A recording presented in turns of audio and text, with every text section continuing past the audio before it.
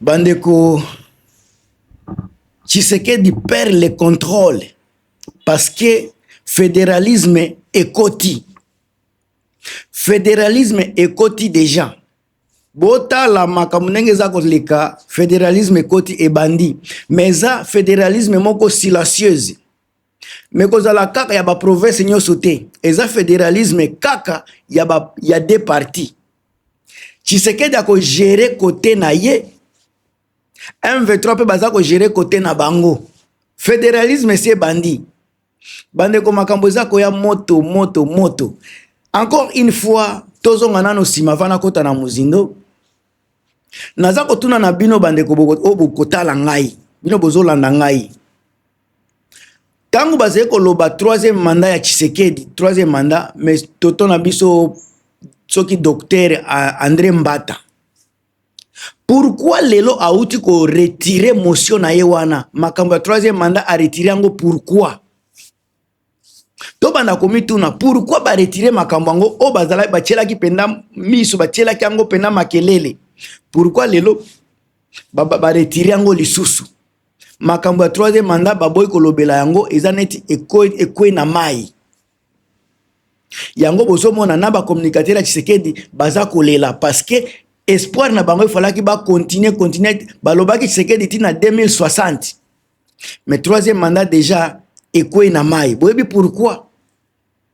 Tshisekedi akanisa ki ndenge aza ko pesa ba américain opportunité ya komema ya komisa Congo dépositoire na bango ya ba élément non engrata ya États-Unis ba migra wana Tshisekedi akanisa ki bako nyoso akosala bakosala pe yango na côté États-Unis.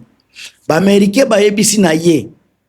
Ce n'est pas parce que toza na yo à coopération nde okosala makambo lingi, vous devez respecter la constitution. Monisco pe ba oti koloba ke ba yebi ke na 2028 ba élection ekosalema. Déjà baza koloba ngo na niveau ya nini oni balobi yango élection koleka na 2028. Ba américain pe ba pekisi Tshisekedi kokatisa mandat kolekisa mandat na 2028. Pourquoi baza koloba bongo? Bandeko c'est parce que eloko moko ngana lobaka ngo toujours mais bato ebele bazwaka ngo na ndenge ya bien te. Avant na kota kuna bandeko Crispé Kayembe na pesi mbo théâtre Célestin Lomama tonton nanga na pesi mbo théâtre. Merci encore une fois et siko za kuna na Belgique na soutien na yo vraiment o naza komona vraiment merci na soutien na yo ba partage ba j'aime ba commentaire ça me fait du bien en tout cas ezoko li s'appelle chaîne ça que oyeba ozo participer na kosali sa chaîne o ekola grâce qui bombo na Italie terrain disabe merci à trop. Alors bandeko ba américain oni bango balobi ba nan Tshisekedi alekisa 2028 te yango tango bozomona radio chaîne internationale RTNC ba komi koloba ke mbongo ya kosala élection ezate yango bazako donc ba élection kozala te po mbongo ya kosala ba élection ezangi. Après le rapport des enquêtes de la Commission électorale nationale indépendante, c'est en sigle pour les années 2025-2026, révélant le report des élections en 2028, faute des moyens financiers. En réaction, Giresse Brad Niembo, ces derniers parlent d'une crise de volonté. Il pense que l'UDPS, parti au pouvoir, trouve des raisons pour s'éterniser à la tête de la RDC. La CENI est en train de perpétuer la volonté du président de la République qui déjà, il faudrait signaler ici, brille maintenant dans une volonté délibérée et manifeste de briguer en troisième mandat. D'où ce n'est pas un problème de contraintes techniques, c'est un acte plutôt politique grave. On tente ici encore une fois d'habituer le peuple congolais à l'idée que le calendrier constitutionnel, voire le calendrier électoral, serait négociable à qui levé et à tout vent selon les appétits du moment. Dans la logique de notre mouvement, la 3R, je suis très clair là-dessus. Ni résignation, ni chaos, la Constitution s'impose à tout le monde et elle doit être respectée, y compris le calendrier électoral, la loi électorale doivent être respectés. Il faut qu'il y ait des élections en 2028. Ce prétendu manque de moyens est une crise de volonté. C'est une volonté de l'IDPS de vouloir s'éterniser au pouvoir en toute violation de la Constitution et par tous les moyens. Tandis qu'un État sérieux devrait toujours et anticipe ces élections. C'est alors un secret de polichinelle, vu qu'ils sont dans la démarche de briguer un troisième mandat. Cette CENI doit être repensée d'une manière indépendante et surtout sur sa crédibilité. Un mandat d'un président de la République ne se prolonge pas par défaut. D'où, madame, il faudrait noter ici que la responsabilité du président de la République, Félix-Antoine Tshisekedi, est totalement engagée, car gouverner, ce n'est pas organiser l'incertitude électorale, c'est par contre garantir l'alternance de manière pacifique, sans effusion de sang, de la même manière que lui, il a succédé à Joseph Kabila. Et il faudrait noter ici, pour finir, avec ou sans cette CENI en 2028, le président Tshisekedi doit quitter le pouvoir, de gré ou de force, sinon la population s'en chargera et il sera chassé du pouvoir et tuerait toutes les conséquences. Ce qui botali bien, batikala jamais kolobela makambo ya kozanga mbongo. Lelo bakomi kolobela makambo ya mbongo, pourquoi? Parce que déjà na niveau ya ONU, na niveau ya États-Unis, déjà basi bakomi ko alerter ye na makambo ya kolekisa enini ba élection na 2028.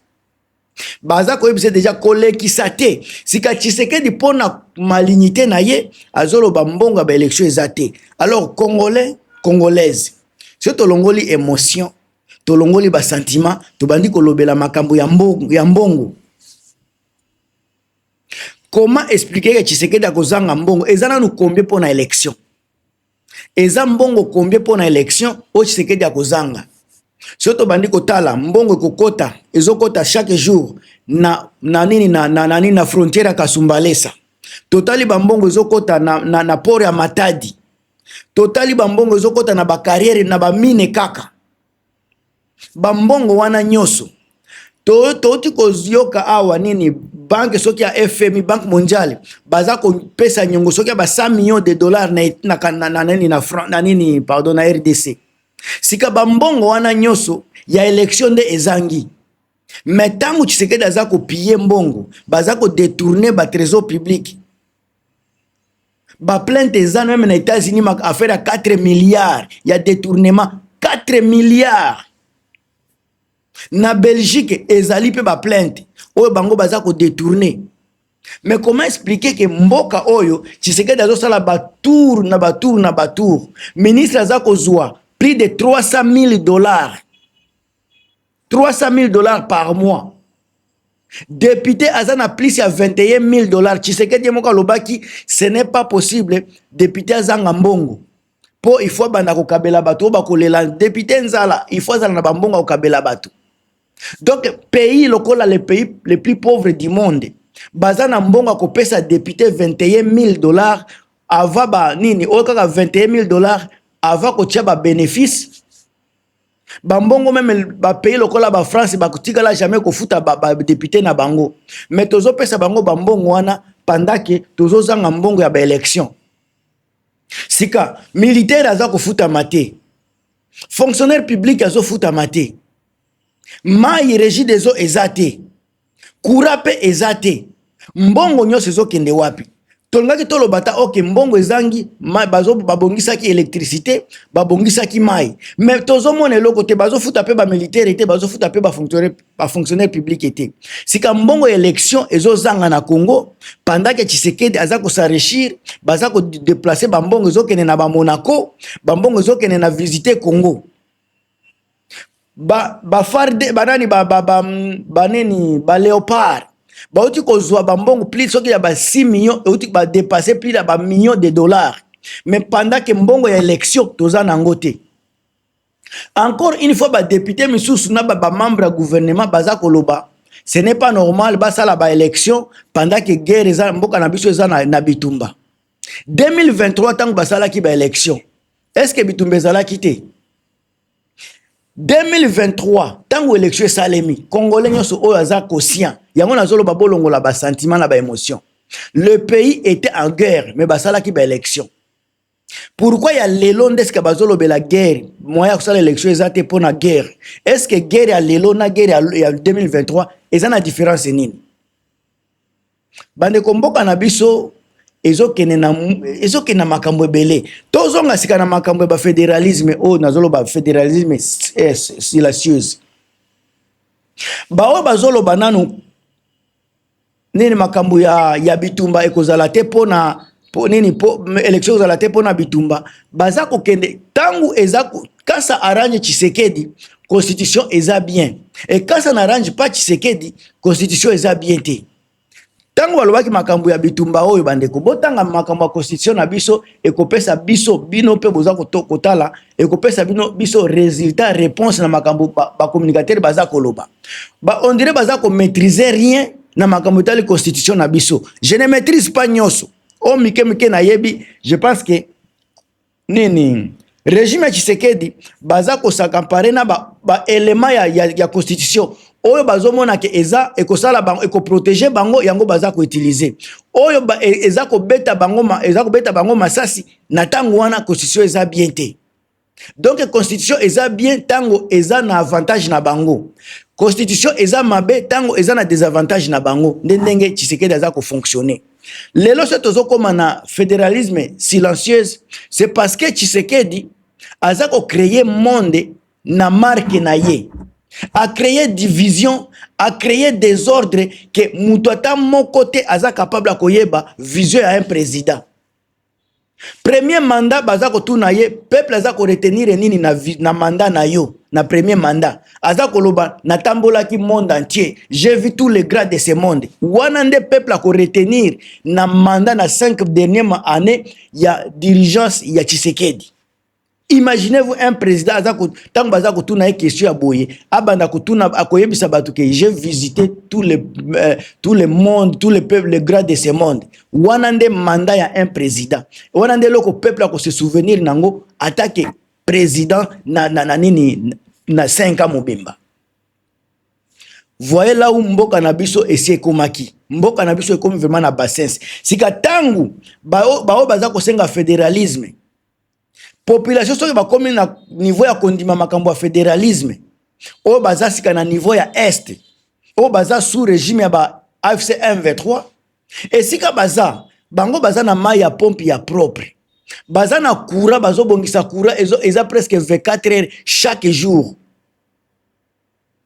Tracasserie oyo Tshisekedi amemi na Congo kuna ezalaka te. Kuna eza place tozo loba ya ba rebelle, mais place ya rebelle nde place population za ko se sentir en sécurité. Place ya rebelle nde esika population za na électricité. Place ya rébellion nde esika mai ya propre eza. Place ya rébellion nde esika bozomona sécurité na kimia. Comment expliquer makambo wana? Yango tango batu baza ko kota mutu lokola James Swan encore une fois aza ko benga bango ba acteur de facto, c'est sûr et certain que makambo bango zo mona ndenge baza ko sala administration na bango parallèle na Tshisekedi ndenge baza ko memango bien organisé discipliné bakomi ko pesa bango ba raison bakomi ko pesa bango ba valeur na bango.